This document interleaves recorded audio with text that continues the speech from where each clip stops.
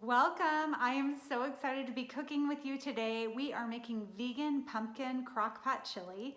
It is a wonderful, cool weather dish to make. It's definitely a family favorite of mine.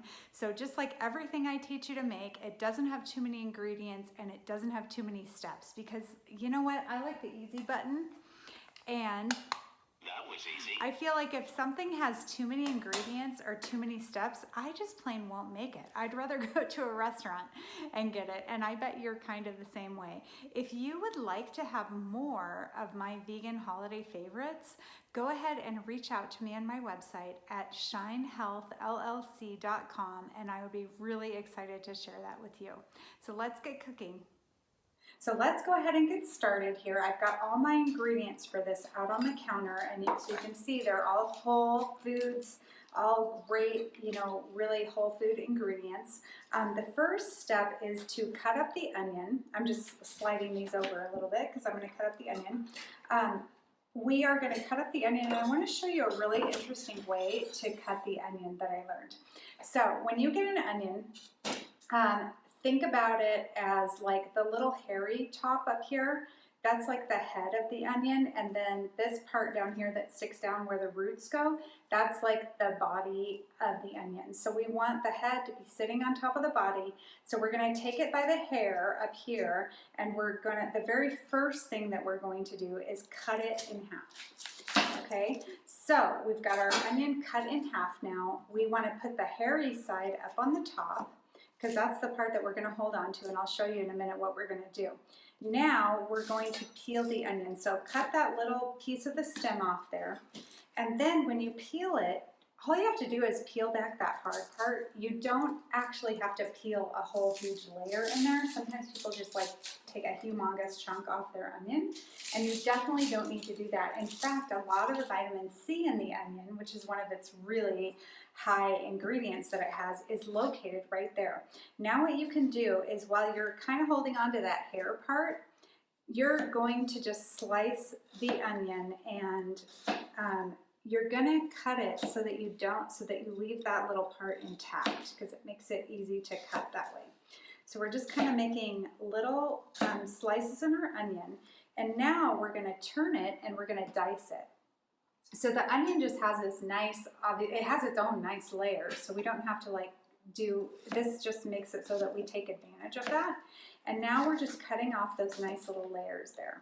So you can see how it's just kind of cutting off into really nice diced onion. So this is perfect. If you were doing something like a stir fry and you wanted to have more like the onion strips in it, then you just wouldn't do that second step. So now I'm going to go ahead and pop my oven on, or my stove on. I'm going to put it on about medium high. I'm going to put a little bit of oil in my pan, in my fry pan here, and we're going to saute our vegetables just a bit, just to seal in some really nice flavor there. I'm going to actually do a whole onion for this, and you can use I use the yellow onion for this, but you are welcome to use whatever onion you like. And onions are just amazing. There's so many different kinds. It's almost like apples. There's so many different sorts of onions. So feel free to experiment, have fun. Cooking should be a creative thing. For me, I feel like it's almost like an art form. So it's really fun. So take it that way.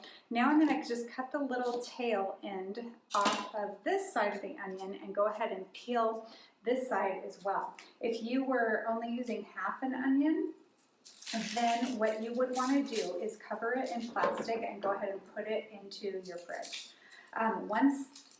Before you cut into an onion, however, you want to store it at room temperature. That's going to maintain the nutrients the best. And onions are just a powerhouse for our immune system. They're so great for our immune system.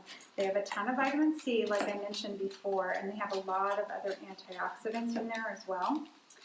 So really good addition to our diet. In fact, in medieval times, onions used to be used as a form of money. They were actually like a currency. And also they are given as a gift in some cultures, because we know so well how well documented the benefits of onions are. So I think they are just a great addition, not only to add wonderful flavor to your food, but you're also adding some really, really good nutrition in there. I'm Cuban, and my grandfather used to eat onions like apples. So in a lot of cultures, they do that. We thought he was just kind of nutty, but actually it turns out that a lot of cultures do that.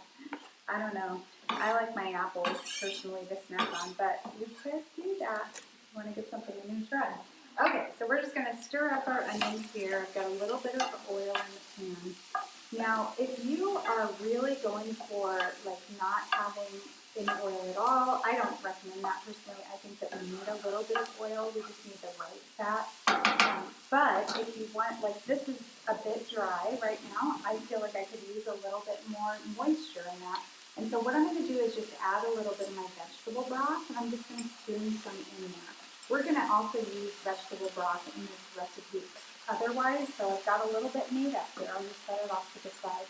And the vegetable broth that I like to use, it's called Not Chicken. It's vegan, gluten-free. It's a great, easy one. It dissolves really easily. It just comes in my soy milk soup.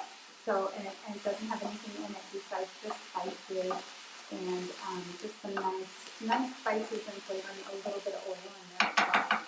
So that is a great way that you can decrease the fat content when you are sauteing, especially, there's not very much fat in this particular recipe, but in other recipes, sometimes there is a lot.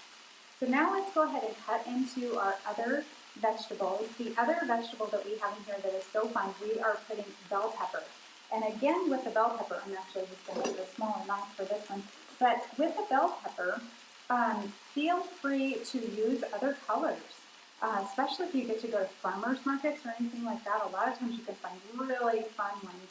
So I recommend that. I've got a yellow bell pepper here. And think about what kind of color you're putting into your chili too, because we want it to be really pretty. So I just cut around the middle part, cut right around there. And then I'm just going to slip out that stem, and with it comes the seed ball. So if you wanted to, if you did have an organic, really nice bell pepper that you love the flavor of, you can take and dry these seeds and plant them.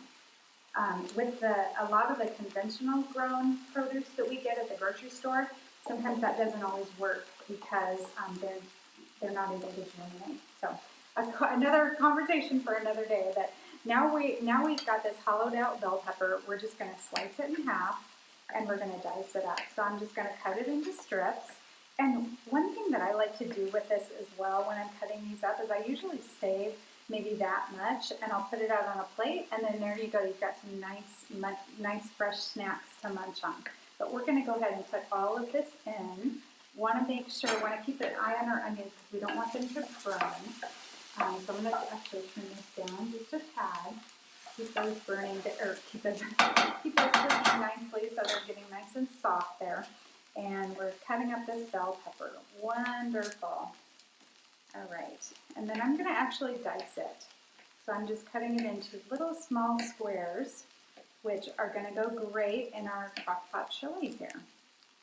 And again, you could use other colors. I felt like that we're going to have some orange, we're going to have some red already. So I really wanted to have some yellow. So there we go. I'm going to put that in our pan and just get that sauteing a bit. Sauteing this in a little bit of olive oil or however you want to do that, it actually releases some of the flavor from the bell pepper and from the onion. If you are a garlic fan, this is a great time to add in a little bit of garlic as well. So feel free to do that. And one thing I like to mention is you can be versatile with this. You don't have, if you have other vegetables on hand that you want to throw in here, go ahead and do it. I would probably, mushrooms work really well. I would probably stay away from some of your leafy greens. Put those in kind of at the end, like if you have kale or spinach that you want to add, just because they'll get really soggy. But if you have other things that you want to add, I happen to have some really great carrots. So in addition, I always like to put some carrots in this, but in addition, I also found some of these fun colored carrots. So be creative. So I'm just making nice little ring slices with my carrot. And these carrots are actually pretty big. I got these at the farmer's market the other day, and they're quite mature carrots. So they're going to be really good in this chili. They're going to have a lot of kind of a meat to them. I think some of these denser vegetables like The cruciferous ones like cauliflower and things like carrots, they just really add a nice dense texture. And that is great to add in, especially on these vegan recipes, because it just gives us another texture, another flavor.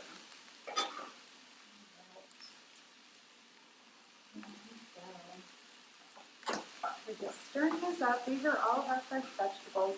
The onions are definitely translucent now and ready to be added. I'm going to actually turn the heat off of this because I don't want them to get too mushy. And one thing, oh my gosh, and I forgot to cut my cute little yellow carrot up. It was hiding over there, so I have to cut this up as well. But one thing I like to mention, although cooking does release some of the flavor, and certain vegetables like tomatoes actually, a lot of those nutrients are released even more when you cook. So that's a great one. A lot of vegetables and fruits, though, we want to be careful not to destroy the nutrients that are in there by cooking too much.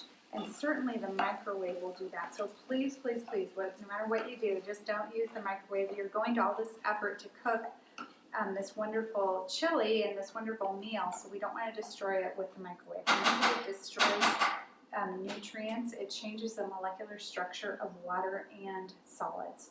So good thing to know there. So now we're going to actually start adding some of our other ingredients on into the pot. So I like to we're going to put our beans in. I had already pre-drained my beans. I've got kidney beans, black beans, and pinto beans. So they're nice and colorful here. And we're going to just add those in. This was 1 can of each. If you like to soak your own beans and do your own beans, by all means, go ahead and do that. But this is just kind of making it a little bit easier. And then I've got my can of diced tomatoes as well that I am going to put on in there. So I'm going to go ahead and give that a little stir, and I could have actually, if you have a hot pot, you can just saute everything in the pot. There's a saute function on it, but here I wanted you guys to be able to see how pretty this is. And now I'm going to add a bag of frozen corn to this. And again, if you wanted to add other frozen vegetables, go right ahead. Now we have our star ingredient, the pumpkin. Oh my gosh, the pumpkin is so fun. So pumpkin is a great source of fiber. There's soluble and insoluble fiber in there. Also very rich in minerals. It's very good for our immune system. And the fiber in here is really good for our blood sugar. So one of the issues that we have, just in general, because of our life, because of the way we live, is that our blood sugar goes up and down and up and down. We're on this roller coaster because of the way that we eat generally. So adding fiber and protein will do this. It helps us to balance it so that our blood sugar stays a nice steady line. We don't go up and down on the roller coaster, especially when we're down here on the roller coaster. That's what I like to call the moron zone, because that's where you'll eat anything that comes your way. You're also not a very nice driver at that point. So pumpkin is a magic ingredient. Some people say, oh my gosh, pumpkin? Really? You're going to put pumpkin in chili? I'm going to put a whole can of pureed pumpkin. Make sure it's not pumpkin pie mix. That would probably not be good because it would have a bunch of sugar in it. But yeah, just pure pumpkin is great in here. And amazingly, even though it does add a mild pumpkin flavor, it's not overpowering at all either. It's really, really, it's actually a really subtle, nice kind of, gives it a real savory, sort of earthy texture. Sounds like I'm talking about wine here, right? So we're just gonna kind of mix that in, mix it around, and adding all that nice fiber in there. So that is just great. Okay, so now we're ready to actually add our sauteed veggies here. And we're going to pop those in the pot. Okay, looking really good. Another thing that you can do with pumpkin that's kind of fun is you can use it like on your face. You can actually use pumpkin as it can be like a mask. So a lot of places make masks out of pumpkin. So very interesting, another fun use of pumpkin. Now we're going to just go ahead and add in the rest of that broth. So you know, if you don't want to even go to that extra step of having your broth like with a bouillon cube, you can also get cartons of vegetable broth. I definitely recommend getting the organic one. It's just going to have a little bit more nutrition in it, and it's going to be not laden down with all those just bad additives that they put into those kinds of foods. So now we're going to go ahead and add our spices in here, okay? We're going to add a teaspoon of cumin, and we're going to add a tablespoon of chili powder. I'm just looking for my tablespoon. Here we go. So we're going to add a tablespoon of chili powder to this. And I kind of did a hinting one actually, as you saw. We're also going to add some sea salt. So when you're salting things, make sure that you're using pink salt. That pink sea salt, or sometimes it's like Hawaiian or Himalayan. It doesn't really matter as long as it's pink sea salt. That's going to have a lot of trace minerals in it for you. And then I'm just going to add a little shake of pepper for good measure. So we'll just put that in, stir it all up here. And we are pretty much ready to go now with our chili. So it is just going to cook down and be amazing. It needs about at least 4 hours on low. If you need it to go a little bit longer, that is absolutely fine as well. So we're going to just put this onto the, oops, I have to put the lid on as well. So with the pressure cookers, they're really kind of interesting. If you've never cooked with them, I thought that they were always kind of confusing just with all the different gadgets that they have on there. They're actually super simple. You just snap the lid on, put it to the pressure setting. It's going to cook under pressure, and then we're going to go ahead and put it on. I'm going to put it on the slow cooker setting, and it's just going to go ahead and do its thing now. Once it's ready, it will just automatically turn off. If you're using a traditional crock pot or slow cooker, just put a timer on it. I would put it on low, probably, unless you need it in a couple of hours, then you could pop it on high, because everything's cooked in there, right? We don't need to actually cook anything.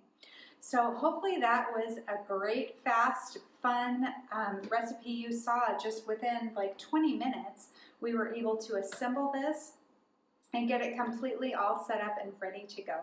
If you were wanting to put something like some meat in it, some choices, one really, really easy choice that would be very simple is to get like a rotisserie chicken, and you could just cut that up at the last minute and then shred it, whatever, put it in there, serve it up. Another option would be like ground beef. If you were doing ground beef from not being cooked, I would go ahead and put it in there. Right now, it's going to need at least 4 hours if you are doing that method. So, but that is absolutely fine to do. Give it a stir, and you're ready to go. Now let's talk about toppings. That is the fun part. I love toppings. Toppings, to me, it's kind of like the jewelry of our food. So it's just really fun. So if you are doing, if you're not vegan and you want to do cheese or sour cream, that's fine. A better choice than sour cream is actually plain Greek yogurt, and that's going to add quite a bit of protein without all the fat. Now, we are making a vegan version of this today, so of course we do not want to be adding cheese and all that, but maybe we want the taste of cheese. So I'm going to tell you a secret ingredient that is absolutely amazingly nutritious as well as really tasty. It has a weird name though. It's called nutritional yeast. I have no idea why they didn't come up with a better name than that, but it actually, we call it flavor sprinkles at my house, and I just keep this on the table. So this is great on a variety of things. Just play with it, get over the name and play with it. So the way it comes out is kind of like, I think of it as kind of like a Parmesan cheese type. I use it in place of Parmesan cheese. So it comes out as a powder, and you can just sprinkle it on foods, just kind of like you do salt and pepper.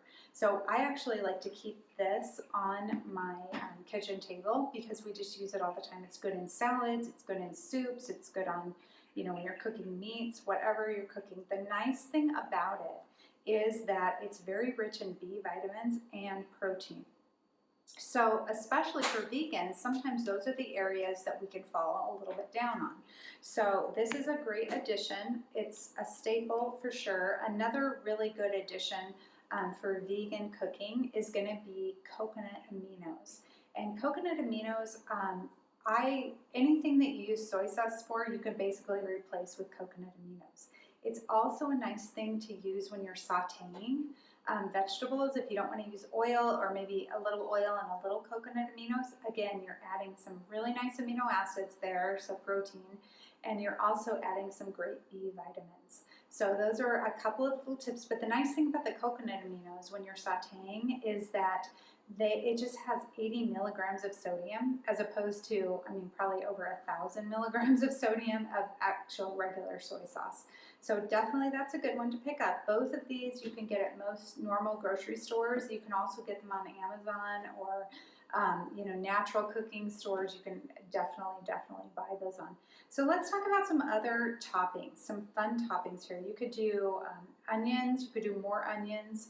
You could cut up peppers, fresh peppers. I have some nice jalapenos in my garden still that are going to be great with this. Another thing that I like to use is just fresh herbs. So I'm going to go ahead and cut some fresh basil off of my garden here. I do an indoor garden, and I feel like herbs are one of those things that we can all grow so easily in our kitchen. All it takes is even something as simple as just a pot, like a terracotta pot. They're pretty small plants, and you can usually do basil, cilantro, parsley, oregano, some of those easy ones, and you can put them all in the same pot, and it just works great. So not only do the fresh herbs actually add tons of flavor, and the aroma of them is amazing, but I feel like they're just kind of like pretty earrings on our food. They just give it that little bling, and who doesn't like bling, right? Even if you're a tomboy, you probably like bling. Okay, so now we're ready to serve our beautiful vegan pumpkin crockpot chili. So let's get going here. Here I love to get just some fun bowls. I think knock yourself out and just get fun stuff that looks pretty on your table. Anyway, that is just very fun. But what I like to do, a way that you can increase your amount of greens and just make this extra healthy, it's already so healthy, is to take some kale, or Swiss chard is what I have here, and just kind of cut that up. Or if you have spinach that you've just bought at the store, like some organic spinach, you can chop that up. Well, actually spinach you wouldn't need to chop up, but if it's something like kale or another leafy green, chop that up. Put it in the bottom of the bowl, just like that. So it's kind of down in the bottom. And this might be a replacement for, like, some people serve their chili with rice or over cornbread or something like that, which is also delicious. But this is just a way to get one more serving of plants in there. So I like to serve it over a bed of greens.